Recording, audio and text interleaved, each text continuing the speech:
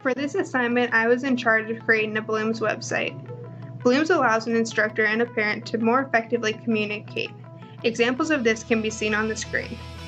The first way it more effectively allows for communication is by allowing the instructor to post upcoming events. On this page, the example is being that there's parent-teacher conferences coming up.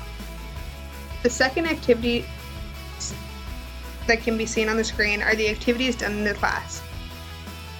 The example for this being that the kids really enjoyed slime today, a little bit of a gooey mess, but it was a fun experience for them. The third is the communication between the parents. The example for this on this website is the planning of a zoo trip.